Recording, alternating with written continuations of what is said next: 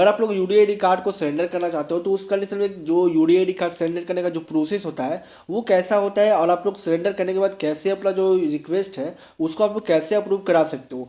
Welcome everyone, स्वागत है अपनी वीडियो। तो मैं हूं सुमुक्ता और आप देख रहे हो सुमुक्ता टेक यूट्यूब चैनल।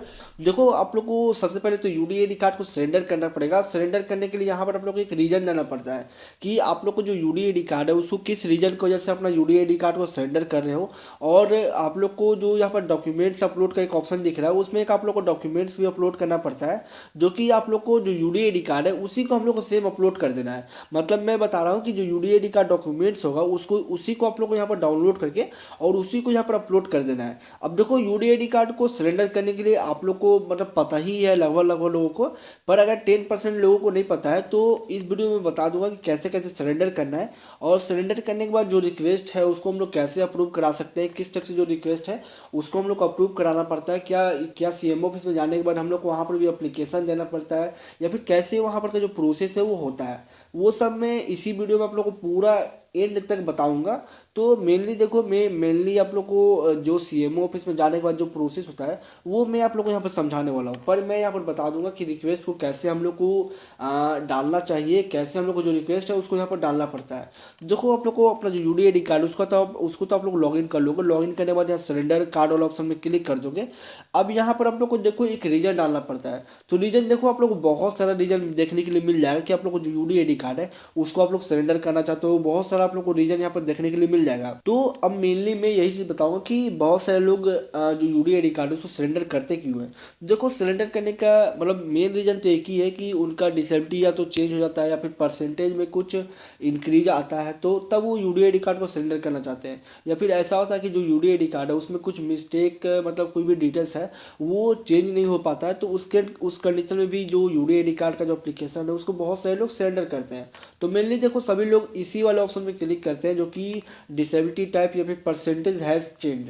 तो यही वाला ऑप्शन में आप लोग क्लिक करके क्या बोलते हैं अपने यूडी आईडी कार्ड को रिक्वेस्ट को डाल सकते हो। या फिर आपके अकॉर्डिंग देख लेना कि आपका जो भी प्रॉब्लम है जिसके चलते आप यूडी आईडी कार्ड को सरेंडर करना चाहते हो वो रिक्वेस्ट यहाँ पर दिया हुआ है या फिर नहीं दिया, मतलब जो रीजन है वो यहाँ पर है या नहीं है। अगर वो है तो सिंपल क्लिक कर देना, अगर नहीं है तो सिंपल इस वाला ऑप्शन में क्लिक करके आप लोग को जो डॉक्यूमेंट्स है, मैंने बताया कि जो यूडी आईडी कार्ड है उसी को हम लोग यहाँ पर अपलोड कर देना है।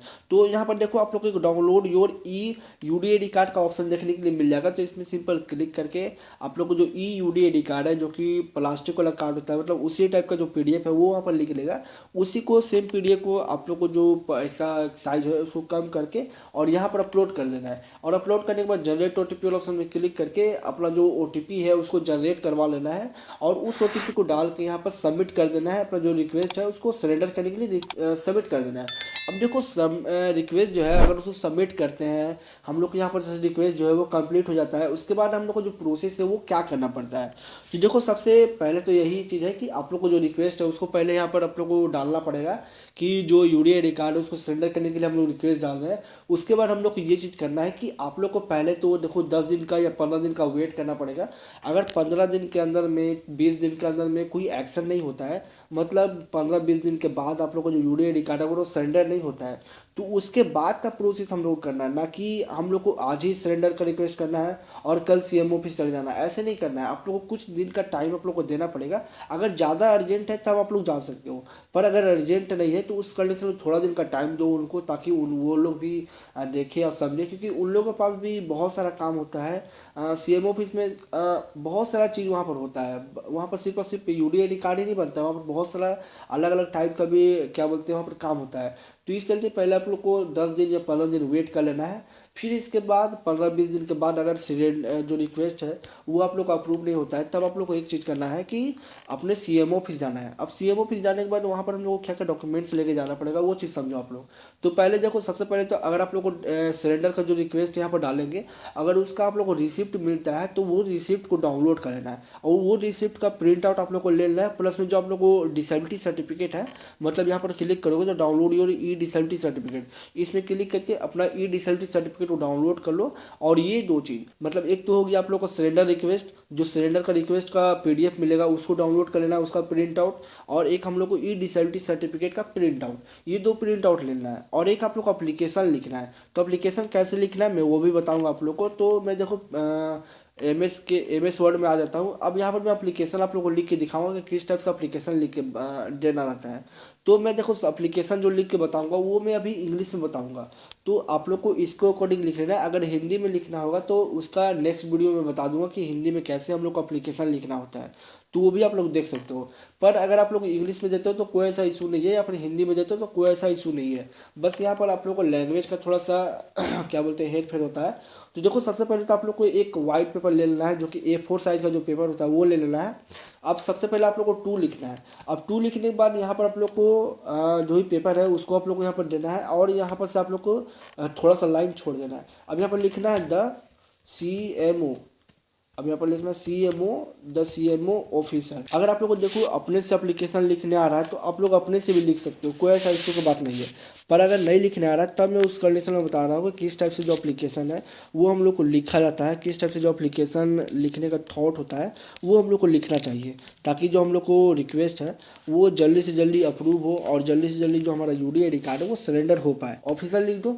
अब देखो यहाँ पर हम लोग को ये चीज़ बाहर भी लिख सकते हैं, या फिर हम लोग इसको ब्रैकेट में डाल सकते हैं। मतलब ये बोलना चाह रहा हूँ कि इसको हम लोग यहाँ पर रख सकते हैं और इसको यहाँ पर डाल दो, और ये जो चीज़ है इसको आप लोग ब्रैकेट में कर सकते हो। आप लोग को जैसा मर्जी जैसा आप लोग लिख सको वैसा आप लोग को लिख लेना है। अब इसके बाद हम लोग को नीचे आना है। नीचे आने के बाद यहाँ पर आप लोग को जो डिस्ट्रिक्ट होगा, और देखो आप लोग को जो डिस्ट्रिक्ट है और जो स्टेट है वो दोनों चीज़ को आप लोग यहाँ पर लिखना पड़ेगा।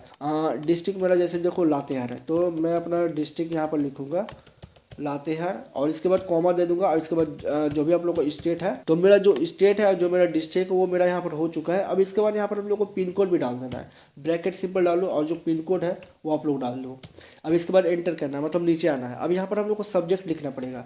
अब यहाँ पर हम लोग सब्जेक्ट लिखेंगे, जो भी हम लोग को सब्जेक्ट है, मतलब जो रिक्वेस्ट है हम लोग उसको अप्रूव कराना चाहते हैं, तो यहाँ पर हम लोग को लिखना है रिक्वेस्ट फॉर सरेंडर। अब इसके बाद हम लोग देखो यहाँ पर आप लोग को अगर आप लोग को पता है कि जो CMO का ऑफिसर है अगर वो सर है तो सिंपल आप लोग को सर लिखना है। अगर नहीं पता है तो यहाँ पर सर और मैडम दोनों लगा सकते हो, पर ज़्यादा ये चीज़ रखना कि ज़्यादा आप लोग सर ही लगाना, कोई ऐसा इशू नहीं है। बस यहाँ पर हम लोग को एक देना पड़ता है थोड़ा सा रिस्पेक्ट के लिए, तो वो चीज़ आप लोग को डाल देना। फिर यहाँ पर आई लिखना है। अब आई लिखने के बाद यहाँ पर आप लोग को जो आपका नेम है, मैं यहाँ पर आप लोग को ब्रैकेट करके डाल दे रहा हूँ। जो भी आप लोग को नेम है, योर नेम सिंपल यहाँ पर लिखना है। और यहाँ पर आप लोग को जो एड्रेस है, मतलब जो आप लोग को एड्रेस है उसको यहाँ पर लिखना है, रेसिडेंस ऑफ।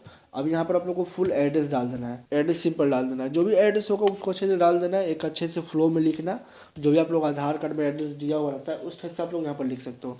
अब इसके बाद एक कॉमा देना है। इसके बाद यहाँ पर लिखना है request to surrender my existing UDID card लिख सकते हो, या फिर डिसेबिलिटी लिख सकते हो, डिसेबिलिटी सर्टिफिकेट। इसके बाद फुल स्टॉप देना है। हम माई लिखना है, माई डिसेबिलिटी कंडीशन हैज। अब इसके बाद यहाँ पर लिखना है so I need to apply for new UDID card certificate. बस ये चीज आप लोग लिखना है। मैंने देखो यहाँ पर ज्यादा कुछ बड़ा चीज नहीं लिखा हुआ है। मैंने यहाँ पर आप लोग को सिंपल सा एक एप्लीकेशन लिख के बताया कि सिंपल से कैसे हम लोग को लिखना रहता है। यहाँ पर मैंने अपना नाम लिखा हुआ है, जो मेरा एड्रेस है वो मैंने लिखा हुआ है, और यहाँ पर लिखा हुआ है कि मेरा जो पहले से जो UDID कार्ड था उसको मैं सरेंडर करना चाहता हूँ।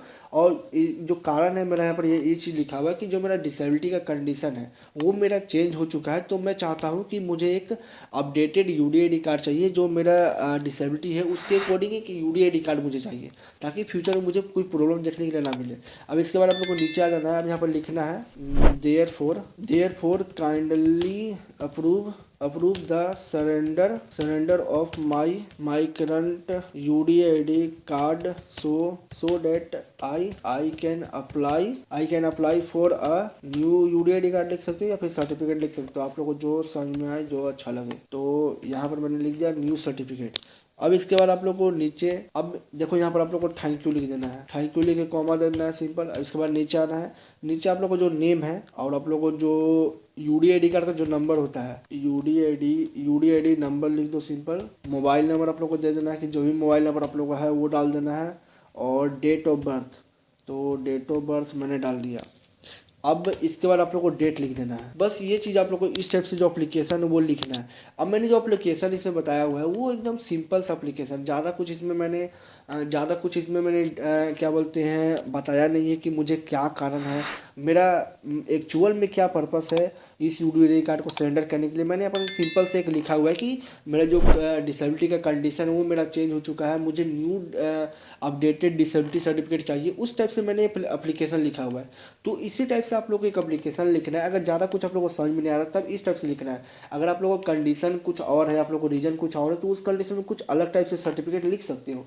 पर अगर आप लोग को सिर्फ और सिर्फ सरेंडर कराने का मकसद है कि मेरा जो यूडीआई कार्ड वो सरेंडर हो जाए, बस मुझे इससे मतलब है, तो उस कंडीशन में कुछ इस टाइप से एप्लीकेशन आप लोग को लिखो। बस देखो इस टाइप से आप लोग को एप्लीकेशन लिखना है। A4 साइज का जो पेपर होता है, बस व्हाइट वाला पेपर ले लो और उसमें जो भी चीज़ एप्लीकेशन लिखो और यहाँ से नीचे से जो पेज है उसको फाड़ देना, बस ये चीज़ है। इस टाइप से एप्लीकेशन लिखना है। जो भी आप लोग को डिटेल्स है उसको सिंपल से अच्छे से डाल देना है, क्योंकि डिटेल्स अगर मिसमैच हुआ तो फिर उस कंडीशन में दिक्कत आप लोग को हो सकता है। और इसके साथ जो आप लोग को मैंने बताया कि डिसेबिलिटी सर्टिफिकेट डाल देना है, और इसका जो उसका इसके बाद और इसके साथ जो आप लोग को वहाँ पर सरेंडर का जो रिसिप्ट मिला होगा उसको डाल देना है। अगर सरेंडर का रिसिप्ट नहीं मिलता है तो उससे कोई दिक्कत नहीं है, बस आप लोग को सर्टिफिकेट यहाँ पर अटैच कर देना है। बस ये 2 से 3 चीज़ आप लोग को डाल करके और अपने सीएमओ ऑफिस में चले जाना है। वहाँ पर बोलना है सर मैंने यूडीआई कार्ड को सरेंडर करने के लिए रिक्वेस्ट डाला हुआ है, तो जो रिक्वेस्ट है उसको अप्रूव कर दीजिए। ये लीजिए मैंने एक एप्लीकेशन में लिख के दिया हुआ है, और मेरा जो सर्टिफिकेट है उसका मैंने फोटो कॉपी पीछे लगा दिया है। इस टाइप से आप लोग को यहाँ पर लिख के और दे देना है, और जो आप लोग को यूडीआई कार्ड होगा वो वहाँ से सरेंडर कर दिया जाएगा। और आपका यूडीआई कार्ड सरेंडर होने के बाद आप लोग को पोर्टल में चेक करना है, क्योंकि इसका कोई भी मैसेज वगैरह कुछ भी चीज़ नहीं आता है, तो आप लोग को पोर्टल में चेक करना है। पोर्टल से आपको पता चल जाएगा कि आपका जो यूडीआई कार्ड है वो सरेंडर हुआ है या नहीं हुआ है। फिर कुछ दिन के बाद, मतलब जब सरेंडर हो जाएगा उसके 1 या 2 दिन के बाद आपको फिर से अगर न्यू कार्ड बनवाना हो तो उस कंडीशन में न्यू कार्ड आप अप्लाई कर सकते हो।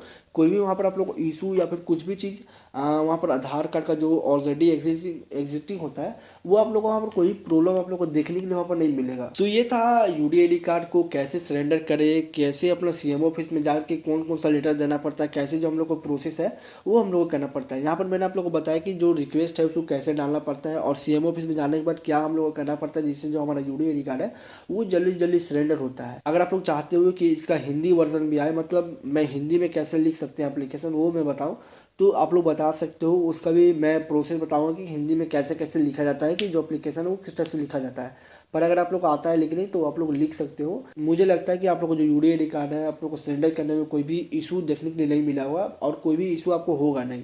बस इतना सा काम करो, आपका जो यूडीआई कार्ड है वो सरेंडर हो जाएगा। और अगर ये वीडियो इन्फॉर्मेटिव लगी हो, आपको इस वीडियो से कुछ भी हेल्प हुआ हो, तो सिंपल इस वीडियो को लाइक करो, और हमारे चैनल पर नए हो तो इस चैनल को सब्सक्राइब करो। अगर आप लोग चाहते हो कि आप लोग को जो प्रॉब्लम है उसका सॉल्यूशन तुरंत मिले, तो आप लोग मुझे व्हाट्सएप, इंस्टा कहीं पर भी मैसेज कर सकते हो, जिसका लिंक आप लोग को डिस्क्रिप्शन में देखने के लिए मिल जाएगा। बाकी बार मिलेंगे हम लोग ऐसे ही वीडियो तक। जय हिंद, जय भारत, वंदे मातरम।